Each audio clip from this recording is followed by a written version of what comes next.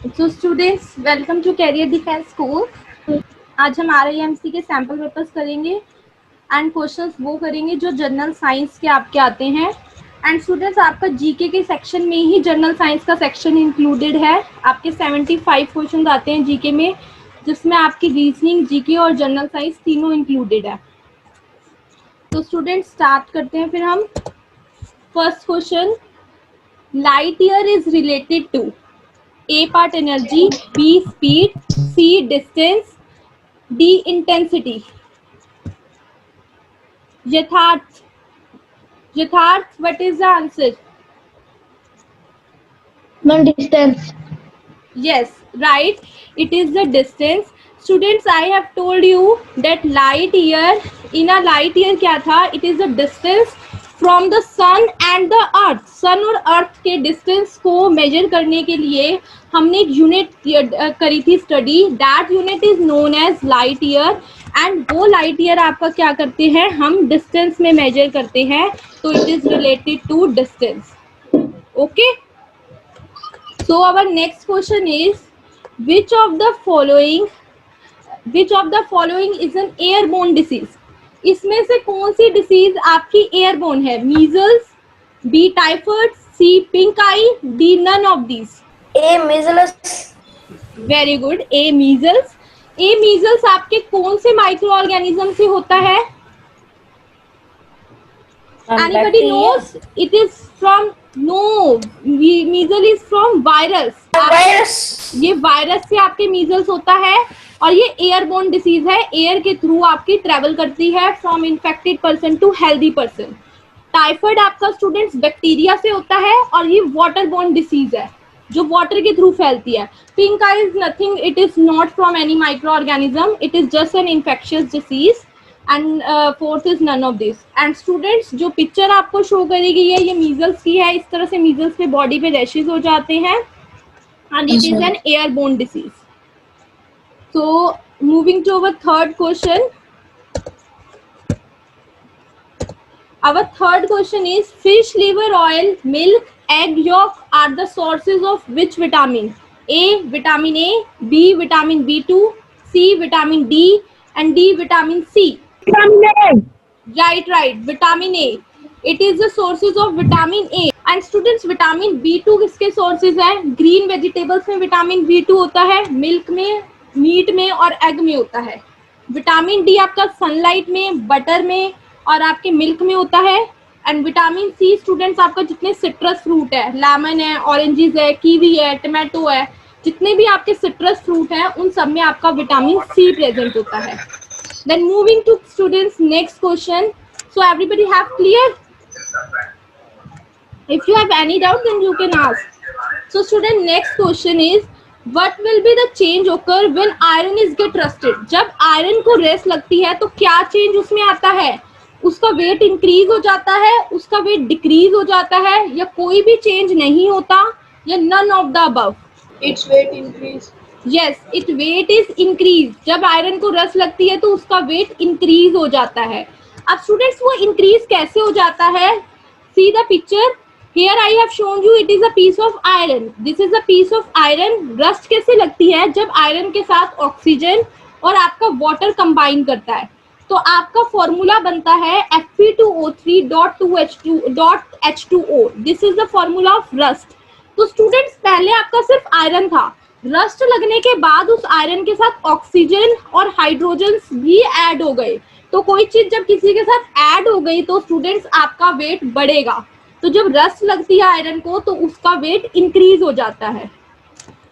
So everybody clear with this? So moving to our next question.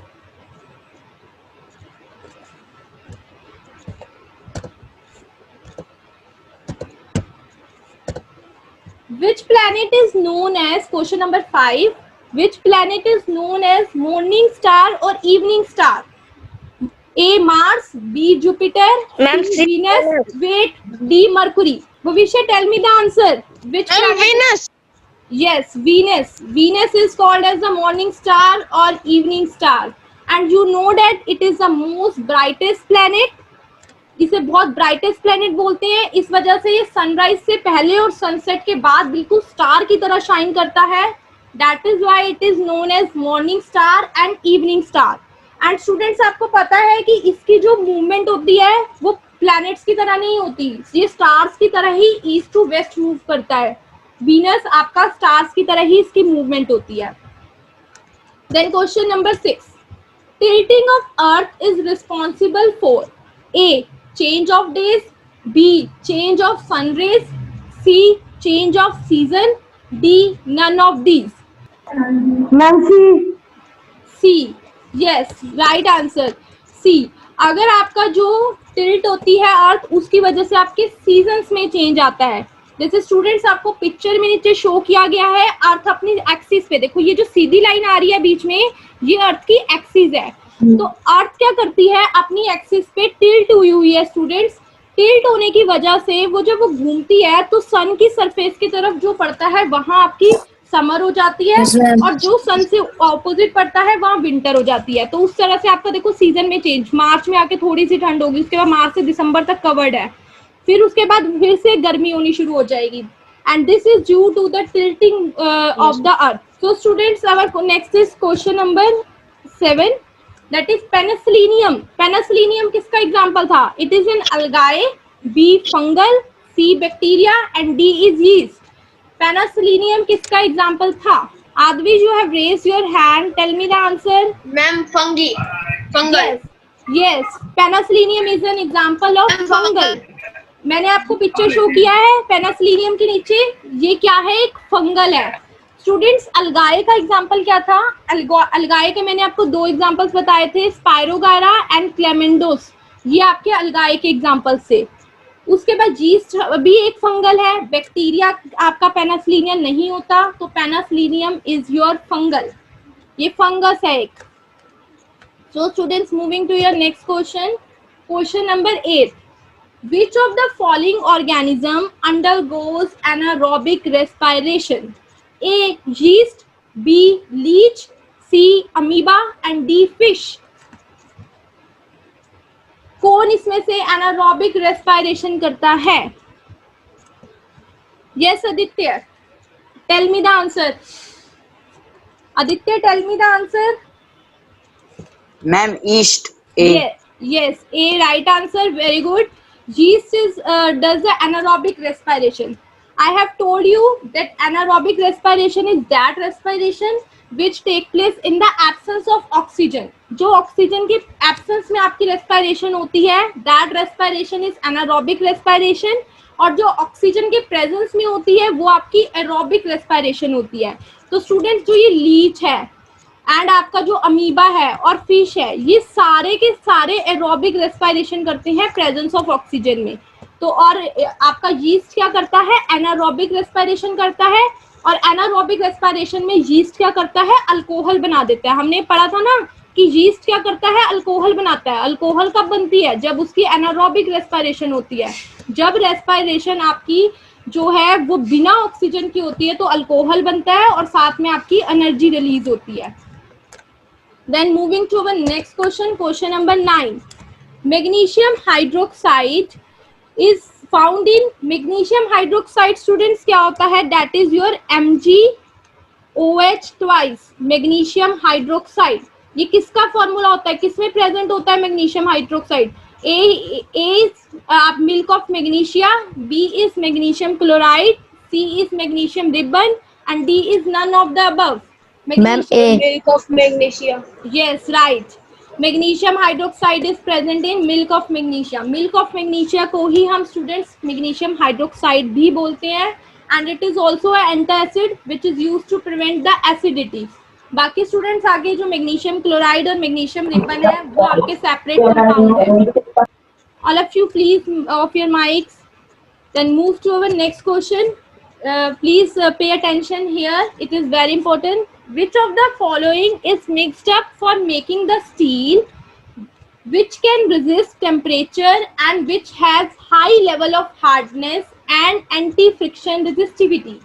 A, aluminium, B, nickel, C, chromium and D, tungsten.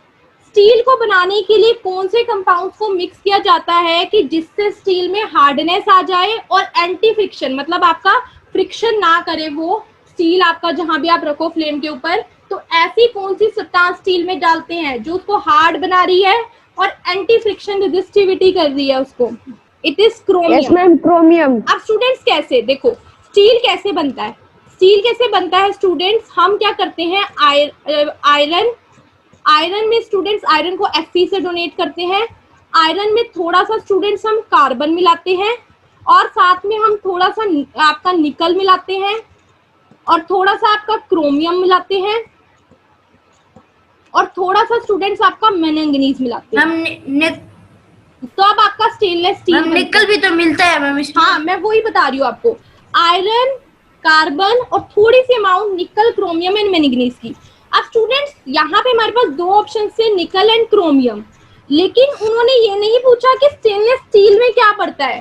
They have asked you which make it high, जो इसको hardness provide करे और जो इसको anti friction से बचाए, वो कौन है? वो स्टूडेंट्स क्रोमियम है। क्रोमियम हम इसीलिए स्टेनलेस स्टील में डालते हैं ताकि हमारा स्टेनलेस स्टील हार्ड हो जाए एंड उसमें क्या हो, फ्रिक्शन कम हो, फ्रिक्शन ना आए, तो उसके लिए स्टेनलेस स्टील में क्रोमियम का यूज किया जाता है। निकल भी पड़ता है पर निकल का ये यूज नहीं है स्टेनलेस स्टील में।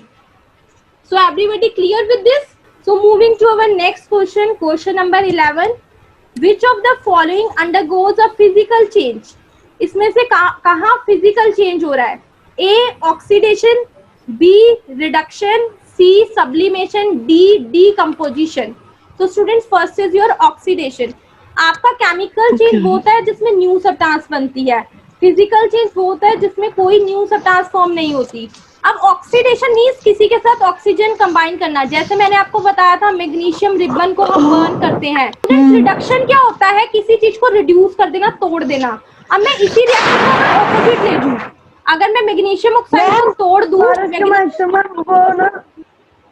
अगर मैं मैग्नीशियम ऑक्साइड को तोड़ दूं मैग्नीशियम और ऑक्सीजन में, तो एक न्यू सब्सटेंस मिल रही है मुझे, मतलब मुझे मैग्नीशियम ऑक्साइड से मैग्नीशियम मिल गया, that is different from magnesium.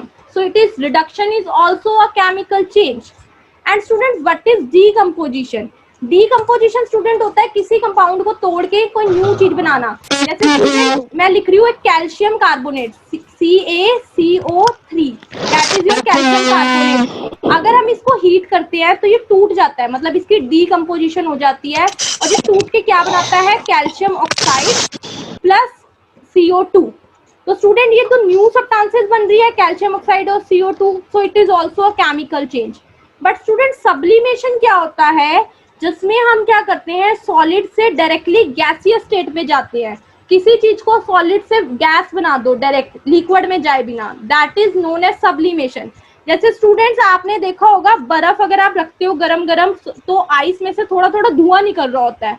वो धुआं क्या होता है स्टूडेंट्स? वेपर्स होते हैं, सॉलिड से सीधा आपकी गैस में बन रही है एंड उसी वेपर्स को आप ठंडा करके, कूलिंग करके वापस से लिक्विड स्टेट में ला सकते हो और लिक्विड को वापस से फ्रीज करके फिर से आप स्टूडेंट्स बना सकते हो, बर्फ बना सकते हो, आइस बना सकते हो। तो students this is your sublimation and it is also reversible change. ये रिवर्सिबल है, इसको चेंज भी कर सकते हैं और कोई न्यू सब्सटेंस भी नहीं बनी, वही ओल्ड है। तो this is your sublimation and it is your physical change. तो स्टूडेंट सब्लिमेशन आपका फिजिकल चेंज है जिसमें हमारी न्यू सब्सटेंस नहीं बनती, हम सिर्फ सॉलिड से गैस में जाते हैं, गैस से लिक्विड में जाते हैं। Next move to our question number 12, the metal having highest melting point? A chromium, only use your hands, B tungsten, C diamond and D silver. Tungsten, it looks like this and it is very hard and just like a silvery black substance. So students, tungsten is the highest metal. Next student, moving to our question number 13, water holding capacity is highest in loamy soil, B clayey soil, C sandy soil and D soil containing gravel. Yatharth, tell me the clay answer. soil. Yes, clay soil. Students, Ma'am, B. Yes, right answer. Clay soil is the right answer. So students, you know that जिस soil में सबसे finest particle, सबसे छोटे particle होते हैं, उनकी water की hold करने की कैपेसिटी ज़्यादा होती है, क्योंकि जिसमें बड़े पार्टिकल्स होंगे उसमें स्पेसिस आ जाते हैं, और स्पेसिस की वजह से आपके क्या होते हैं, आपका पानी रिटेन होके नहीं रह पाता, और वो आपका क्या होता है स्टूडेंट्स, वो आपका जो है स्पेस में से पास आउट हो जाता है। तो स्टूडेंट सैंडी सॉइल मैंने आपको शो किया पिक्चर में, इसमें सबसे बड़े बड़े पार्टिकल्स हैं, स्पेसिस होंगी, पानी रिटेन नहीं हो सकता। आपका जो स्टूडेंट्स लोमी सॉइल होता है, उसमें भी सैंड, बड़े पार्टिकल्स और छोटे पार्टिकल्स दोनों मिक्स हैं। इसकी कैपेसिटी है लेकिन हाईएस्ट नहीं है। हाईएस्ट कैपेसिटी क्लेई सॉइल, जिसमें आपके सबसे फाइन पार्टिकल्स हैं और वो सबसे ज्यादा पानी को रिटेन करके रख सकती है। Next, moving to our question number 14. Muscle cramps occurs due to the accumulation of A. lactic acid, B. acetic acid, C. alcohol and D is malic acid. तो बेटा आपके मसल क्रैम्प्स कब होते हैं? जब ह्यूमन बींग्स फिजिकल एक्सरसाइज करते हैं। तो उनका क्या होता है, फिजिकल एक्सरसाइज में हम एनारोबिक रेस्पिरेशन करते हैं, मतलब बिना ऑक्सीजन के करते हैं, और जब हम एनारोबिक रेस्पिरेशन करते हैं तो वो लैक्टिक एसिड प्रोड्यूस करता है, एंड वो लैक्टिक एसिड हमारे मसल्स में एक्यूमुलेट हो जाता है और हमें मसल क्रैम्प्स होते हैं, मसल पेन्स होने लग जाती है मसल्स में। और उससे रिलीफ कैसे मिलता है? या तो हम हॉट वाटर बाथ लें या फिर हम हॉट मसाज ले लें, तो उसे हमें रिलीफ मिल जाता है। Then students, moving to our question number 15. Which of the following undergoes a chemical change on heating? किसमें केमिकल चेंज आएगा हीट करने पे? A. Sodium chloride, B. Silica, C. Lead nitrate and D. Platinum. किसको heat करूंगी तो chemical change होगा, मतलब new substance की फॉर्मेशन होगी। C is the right answer. Students, क्योंकि वो पूछ रहे हैं हीट करने पे कौन सा केमिकल चेंज होगा। Sodium chloride is NaCl। Student, NaCl को जब हम हीट करते हैं तो वो NaCl ही रहता है, कोई न्यू सब्सटेंस नहीं फॉर्म होती। सेम एज सिलिका, सिलिका को भी हीट करने पे आपकी कोई न्यू सब्सटेंस नहीं फॉर्म होगी, सिलिका ही होगा। प्लैटिनम को जब हम हीट करते हैं तो प्लैटिनम को हीट करने पे सिर्फ ग्लो आ जाता है, बाकी चेंज कुछ नहीं होता, न्यू सब्सटेंस नहीं होती। लेकिन स्टूडेंट्स, जब हम लेड नाइट्रेट को हीट करते हैं, देखो मैंने आपको रिएक्शन शो किया नीचे, लेड नाइट्रेट को जब हम हीट करते हैं तो लेड ऑक्साइड और नाइट्रोजन डाइऑक्साइड गैस बनती है students, and that is your new substances. तो जो चेंज जिसमें न्यू सब्सटेंसेस फॉर्म हो, that is your chemical change. तो लेड नाइट्रेट को हीट करने पे आपकी न्यू सब्सटेंसेस बन रही है, so that is your chemical change. तो students, moving to our next question, question number 16. A thermal flask prevents loss or gain of heat by conduction only, B. convection only, C. radiation only and D. all of these. तो student, thermal flask क्या होता है? जिसमें आपकी काफी सारी layer होती हैं, जो आप घर में मिल्टन की बॉटल्स यूज करते हैं, that is your thermal flask. अगर आप उसमें पानी रखते हैं तो पानी ठंडा रहता है, अगर आप उसमें कोई हॉट चीज डाल रहे हैं, टी वगैरह डाल रहे हैं, तो वो भी आपकी गर्म रहती है स्टूडेंट्स। तो थर्मल फ्लास्क में क्या होता है, कहते हैं हीट कैसे प्रिवेंट हो रही है। देखो, थर्मल फ्लास्क में आपकी दो लेयर्स होती है सिल्वरी, जिसकी वजह से कंडक्शन के थ्रू भी आपकी हीट बाहर नहीं जा सकती। एंड स्टूडेंट्स, ऊपर से भी फ्लास्क बंद होती है, नोब लगी होती है, तो कन्वेक्शन के थ्रू भी हीट बाहर नहीं जा सकती। एंड स्टूडेंट्स, दो लेयर होने की वजह से रेडिएशन भी इसके अंदर पास नहीं हो सकती, तो रेडिएशन के थ्रू भी हीट आपकी लॉस और गेन नहीं हो सकती। तो अगर थर्मल फ्लास्क है तो उसमें हीट लॉस या गेन किसी भी प्रोसेस से नहीं हो सकती, अगर वो क्लोज्ड है। अगर वो ओपन होगा तो कन्वेक्शन से हीट पास हो जाएगी, लेकिन थर्मल फ्लास्क अगर उन्होंने मेंशन नहीं किया कि वो ओपन है, then it is a closed. Then moving to our next question number 17. Stainless steel cans provided with copper bottom because A. Copper is easier to clean the stainless steel. B. Copper bottom makes the pan more durable. C. Such pans are colorful. D. Copper is better conductor of heat than stainless steel. जो copper के vessels होते हैं, जैसे मैंने आपको picture में show किया हुआ है, इसके नीचे कॉपर की लेयर लगा देते हैं स्टेनलेस स्टील के नीचे। ये लेयर क्यों लगाई जाती है? Ma'am, copper is better conductor of heat and then Yes, very good. Yes, ma'am. students, Option we D. have studied copper is a very good conductor of heat and it is also good conductor of heat than your stainless steel. अगर आप copper की layer नीचे लगाते हैं तो उससे क्या होगा, आपकी फ्लेम से हीट बहुत जल्दी आपके कंटेनर में जाएगी और आपका खाना जल्दी कुक हो जाएगा। तो इस वजह से स्टूडेंट कॉपर की लेयर स्टेनलेस स्टील पे लगाई जाती है। ये आपकी शाइनेस के लिए नहीं होती, आपके स्टेनलेस स्टील के डेकोरेशन के लिए नहीं होती, ना ये लंबा चलने के लिए लगाते हैं, क्योंकि आपका गुड कंडक्टर है हीट कॉपर का। और कॉपर आपका इलेक्ट्रिसिटी का भी गुड कंडक्टर है, क्योंकि आपका कॉपर मेटल है and metals is your good conductor. और आपका जो स्टेनलेस स्टील है वो आपका अलॉय है, ना वो मेटल है ना वो नॉन मेटल्स है। अलॉय है वो जिसमें 3-4 मेटल्स को मिक्स करके बनाते हैं। अभी मैंने आपको डिस्कस किया था स्टेनलेस स्टील कैसे कैसे बनाते हैं। It is made up of iron, carbon, nickel, manganese and chromium. Moving to our next question, question number 18। A wooden spoon is dipped in a cup of ice cream.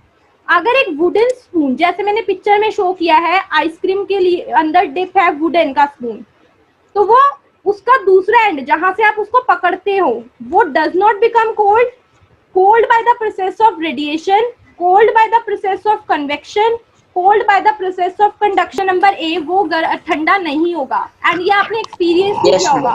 और वो ठंडा क्यों नहीं हो रहा? Yes ma'am. क्योंकि वुड आपका poor conductor होता है हीट Bad का। conductor. Would is a bad conductor और पुअर कंडक्टर ऑफ हीट, तो वो आपके हीट या कोल्ड को ट्रांसफर नहीं करता, तो आपका अदर एंड कोल्ड नहीं होगा, तो आपका वैसे ही रहेगा जैसे रहेगा। Moving to our next question, question number 19। Only raise your hands. Acetic acid is found in curd, B spinach, C citrus fruit and D is vinegar. Yes, option D, vinegar is the right answer. Vinegar में आपका acetic acid present होता है, curd में आपका lactic acid present होता है, स्पाइनच में आपका स्टूडेंट ऑक्सैलिक एसिड प्रेजेंट होता है, और सिट्रस फ्रूट जो होते हैं उसमें आपका सिट्रिक एसिड प्रेजेंट होता है। मतलब सिट्रस फ्रूट मतलब जो आपके खट्टे फ्रूट्स हैं उसमें आपका सिट्रिक एसिड प्रेजेंट होता है। Moving to the next question, question number 20। Which of the following is an antacid? Raise your hand. A, lactic acid, B, formic acid, C, milk of magnesia and D is acetic acid. Yes, first is milk of magnesia.